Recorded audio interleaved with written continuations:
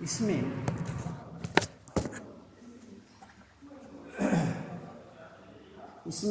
कैदी और कोकिला, जो कि माखनलाल चतुर्वेदी जी की रचना है। इस रचना में यहाँ पर पूर्ण रूप से हम आपको माखनलाल चतुर्वेदी जी के विषय में बता चुके हैं कि इनका यहाँ पर माखनलाल चतुर्वेदी जी का जीवन परिचय और काव्यगत विशेषताएं, प्रमुख रचनाएं, भाषा शैली, ये आपको बताया गया है। और यह इसके अंतर्गत आपको अब इस कविता का जो भाव है ये आपको हम बताते हैं। इस विषय में हम आपको सबसे पहले यहाँ पर देखते हैं एक जो भी ये कविता दी गई है। पहला, यदि हम संकेत मात्र जानें,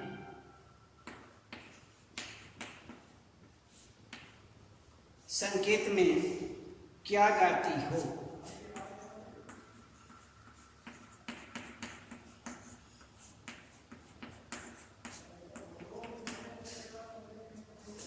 क्या गाती हो, और इसके बाद ये इस भांति बो रही क्यों हो।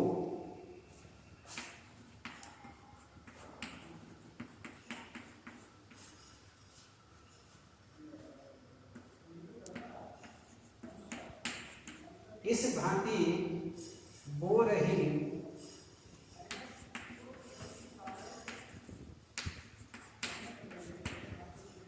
क्यों हो। कोकिल बोलो तो।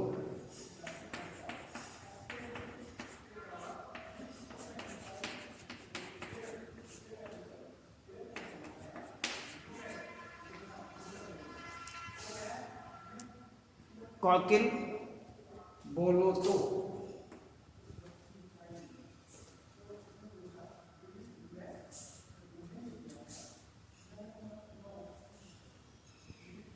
तो इसी प्रकार से ये हुआ आपका संकेत।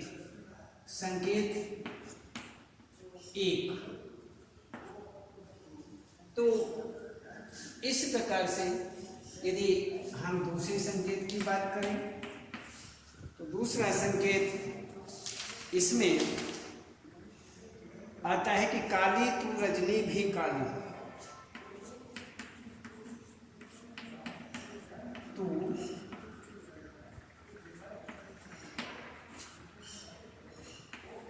रजनी भी काली। आगे कहते हैं प्राणों का आसव किसमें भर दूं।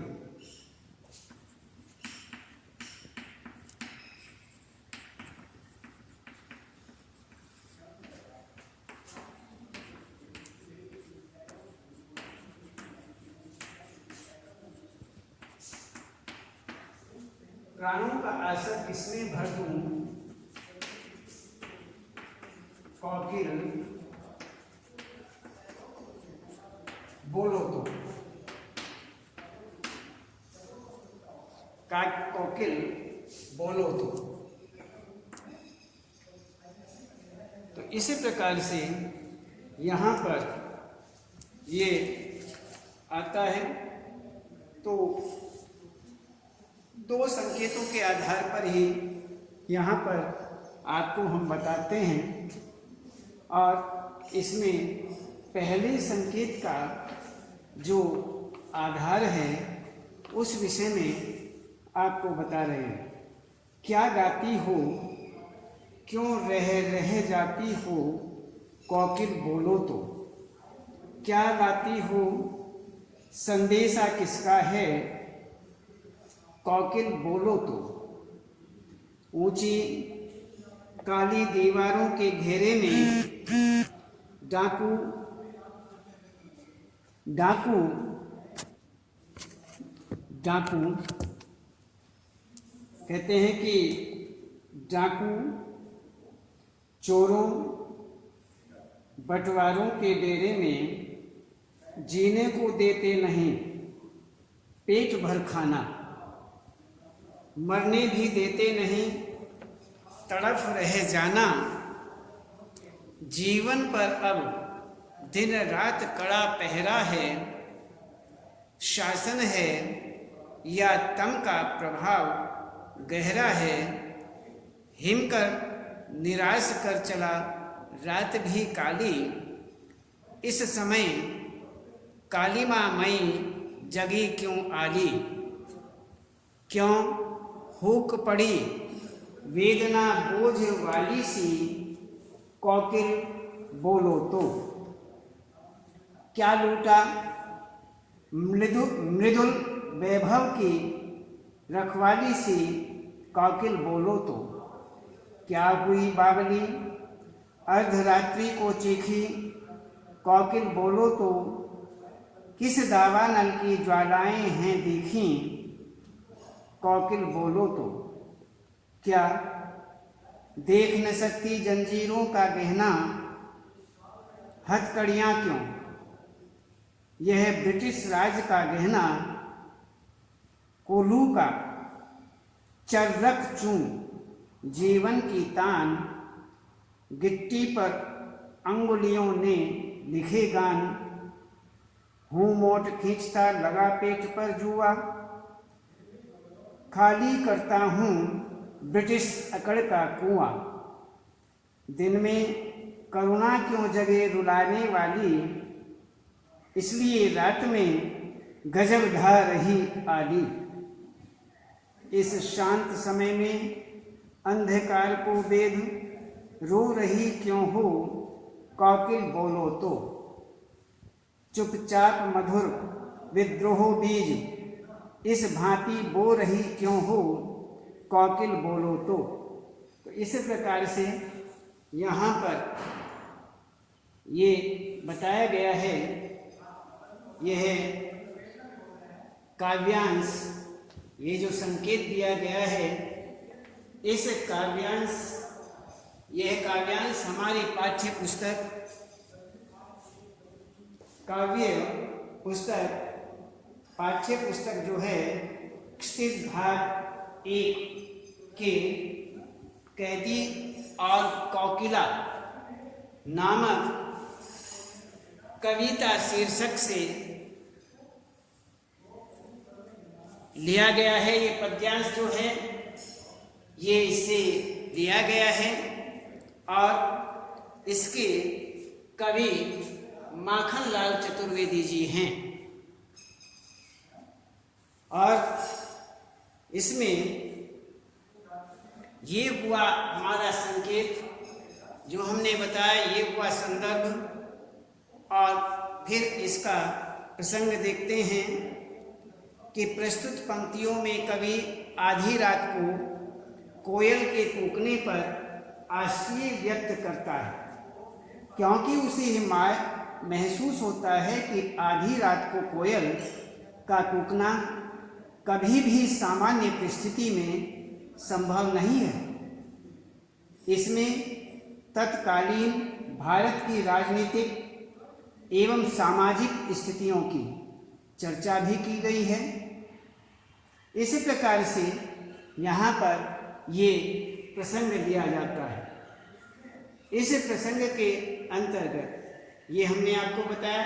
अब इसका भाव क्या है, भावार्थ क्या है। प्रसिद्ध कविता हिंदी कैदी और कोकिला माखनलाल चतुर्वेदी जी की अंग्रेजी शासन की क्रूरता एवं जेलों की दुर्दशा का वर्णन करती हुई ये कविता है। आधी रात में कोयल का कूकना कवि को उद्वेलित कर गया। उसका मन जिज्ञासाओं और प्रश्नों से भर उठा।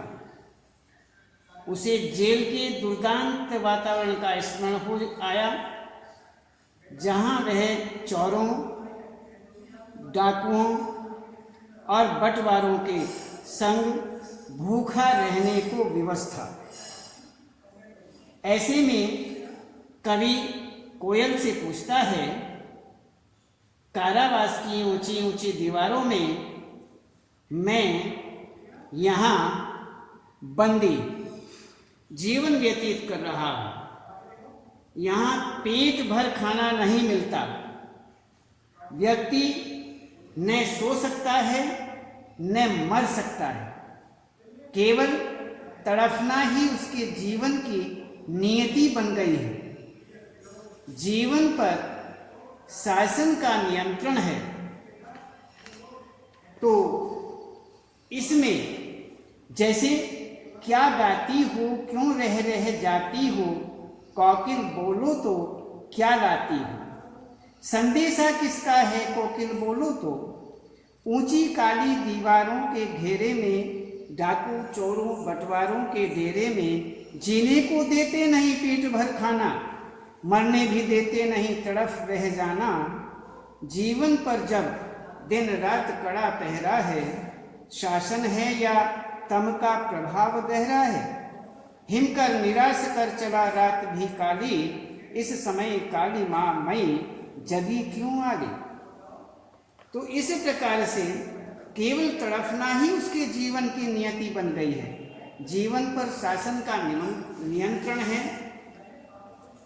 और इस तरह कालिमा मई रात में कोयल के कूकने का अभिप्राय क्या है, ये कोयल से कवि पूछते हैं। क्यों कूक पड़ी, क्यों हुक पड़ी, वेदना बोझ वाली सी, कोकिल बोलो तो क्या लूटा। मृदुल वैभव की रखवाली सी, कोकिल बोलो तो क्या हुई बावली। अर्धरात्रि को चीखी, कोकिल बोलो तो किस दावानल की ज्वालाएं हैं दिखी, कोकिल बोलो तो। इस प्रकार से क्या वह इस कारागृह में अपनी मधुरता बरसाने आई है, अथवा उसने कवि की यातनाओं को देख लिया है, इसलिए उसकी चीख निकल पड़ी। सारे बंदी सो रहे हैं। ऐसी स्थिति में कोयल बेसुरा राग अलापने क्यों आई हो। क्या जंगल में आग लग गई है जो उससे सहन नहीं हो रही। वह अपना मधुर राग किसे और क्यों सुनाना चाहती है। कवि को लगता है कि वह उसकी हथकड़ियों से अप्रसन्न है। ऐसा लगता है वह उसकी हथकड़ियों से प्रसन्न है। कवि उन्हें अपना आभूषण मानता है। वह कोल्हू की आवाज को अपना जीवन संगीत तथा जेल की यातनाओं को अपना गौरव मानता है। इस प्रकार से यहाँ पर ये विशेष रूप से आपके सामने बताया है।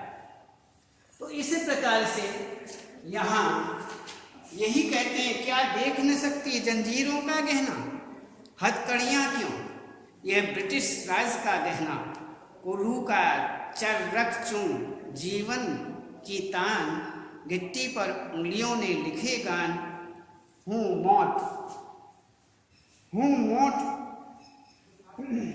खींचता लगा पेट पर जुआ, खाली करता हूँ ब्रिटिश अकड़ का कुआं, दिन में करुणा क्यों जगे रुलाने वाली, इसलिए रात में गजब ढा रही आली। इस शांत समय में अंधकार को वेद रो रही क्यों हो, कोकिल बोलो तो चुपचाप मधुर विद्रोह बीज इस भांति बो रही क्यों हो, कोकिल बोलो तो।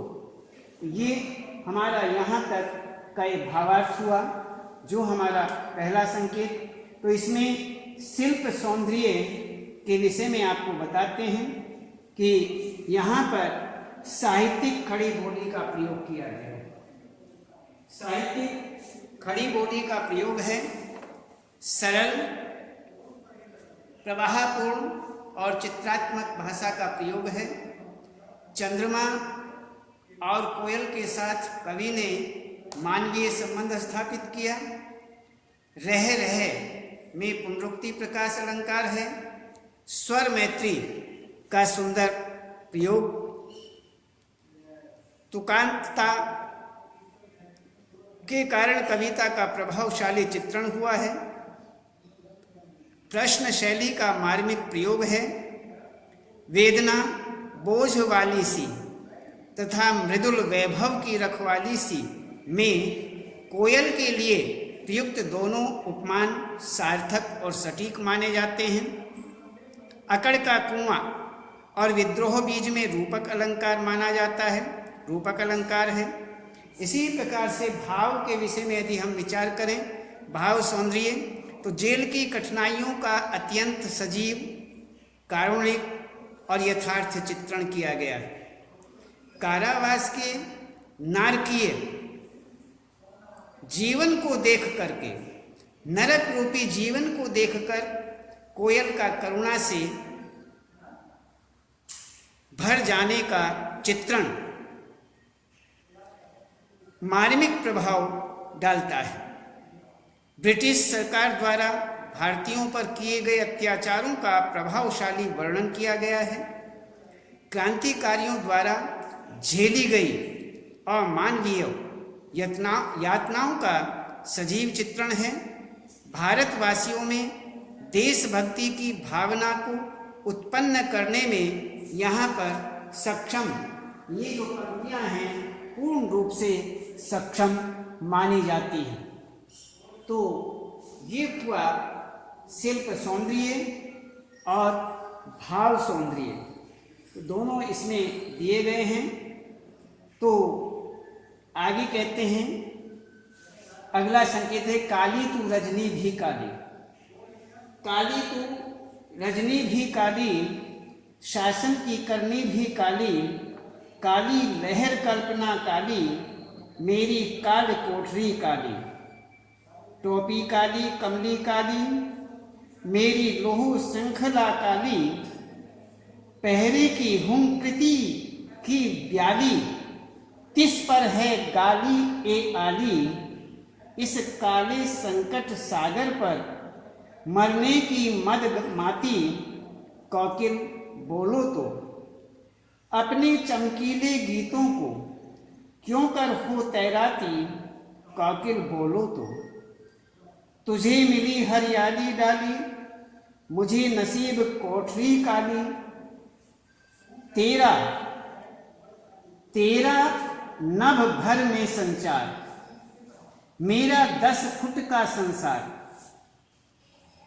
तेरे गीत कहाँ में बहा, रोना भी है मुझे गुनाह। देख विषमता तेरी मेरी, बचा रही तिस पर रणभेरी। इस हुंकृति पर अपनी कृति से और कहो क्या कर दूं। कोकिल बोलो तो मोहन की व्रत पर प्राणों का आसव किसमें भर दूं। कोकिल बोलो तो। यहाँ पर ये संकेत आपके सामने, संकेत के बाद इसमें संदर्भ वही, तो प्रसंग के विषय में बताते हैं कि प्रस्तुत पंक्तियों में कवि ने कोयल के काले रंग की अनेक वस्तुओं एवं परिस्थितियों से तुलना करते हुए तत्कालीन ब्रिटिश शासन की कालिमा को सर्वाधिक घृणित बताया। सबसे ज्यादा यहाँ पर घृणित बताते हैं और आगे भाव के रूप में कहते हैं कि कोयल जितनी काली है उतनी ही ये रात भी काली है। यह शासन और उसकी सोच भी काली है। इस संकट में कोयल का मतवालापन कवि को अच्छा नहीं लगता। कोयल एवं कवि में यही तो अंतर है कि वह हरियाली छाई हुई डाली पर वास करती है, जबकि उसके नसीब में काली कोठरी है, जबकि वह काली कोठरी में बंद है। तो इसी प्रकार से यहाँ पर वह उन्मुक्त विचरण करती है, जबकि कवि जेल में बंदी है। कवि बंदी और उपेक्षित है, हर प्रकार से उपेक्षा की जा रही है, जबकि कोयल आजाद है, स्वतंत्र है। इस परवस्था पर घोर अंधकार में क्या वह अपनी मधुरिमा दफना नहीं सकती? अंग्रेजी साम्राज्य ने समस्त भारत को कारावास बना दिया है। प्रत्येक भारतीय कैदी है। क्या कोयल इन कैदियों में उत्साह का संचार नहीं कर सकता, नहीं कर सकती? तो यदि वह यह सब करने में सक्षम है, तब उसका यह स्वर कवि को सुहावना लग सकता है। कवि ने इन शब्दों के माध्यम से युवा वर्ग जो है उसमें उत्साह का संचार करने का प्रयत्न किया है, उत्साह का संचार भरने का प्रयत्न किया है। अब हम इसी में शिल्प सौंदर्य देखते हैं कि काली विशेषण का प्रयोग 3 अर्थों में हुआ है। यहाँ पर 3 अर्थों में किया गया है। काला रंग वास्तव में अन्याय और भयानकता के लिए प्रयुक्त हुआ है, इसलिए इनमें यमक अलंकार है। होम कृति की ब्याली, संकट सागर तथा प्राणों का आसव में रूपक अलंकार है। अनुप्रास अलंकार शासन की करनी, काली लहर कल्पना काली, काल कोठरी काली, संकट सागर, कोकिला बोलो तुझे मिली हरियाली डाली। कोयल पर मानवीय क्रियाओं के आरोपण के कारण अनेक जगह मानवीयकरण अलंकार मौजूद है। ये हुआ हमारा शिल्प सौंदर्य। भाव सौंदर्य देखते हैं। अंग्रेजों के समय जेलों में हुए घोर अन्याय और निराशा भरे वातावरण का सजीव चित्रण यहाँ पर हुआ है, और कोयल की आवाज के माध्यम से क्रांति की आग बनकर प्रेरणा देने वाली काव्य पंक्तियां सजीव हो उठी हैं। बंदी कवि और आजाद कोयल की तुलना मर्म स्पर्शी मानी जाती है। इस प्रकार से कवि ने करुणा को जगाकर उसे देशभक्ति की भावना में बदल दिया। तो यहाँ पर ये आपको बताया गया, इसमें आप अच्छी तरह से इसे ध्यान रखेंगे। और आज केवल इतना ही।